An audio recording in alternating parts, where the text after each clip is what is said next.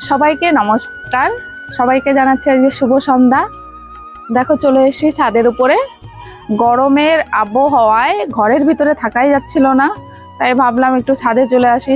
ছাদে হয়তো একটু হাওয়া বইছে, কিন্তু হাওয়া তো বইছে, কিন্তু এত গরম হাওয়া যে মনে হচ্ছে শরীর ঝলসে যাচ্ছে।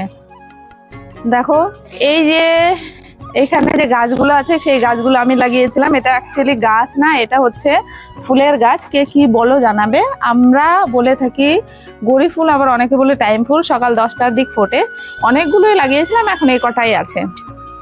আর টাইম টু টাইম জলও দিতে পারি না, যার জন্য মরেও যাচ্ছে। সামনে সম্ভবত পূর্ণিমা মনে হচ্ছে, কয়েকদিনের মধ্যেই হবে। দেখো চারটা প্রায় গোল হয়ে এসছে। আর এত গরম হাওয়া বইছে, ভালোও লাগছে না। মনে হচ্ছে ঘরেই চলে যায়, ঘরেই ভালো লাগবে। ঘরে কি করবো, বদ্ধ ঘর, দম বন্ধ হয়ে আসে।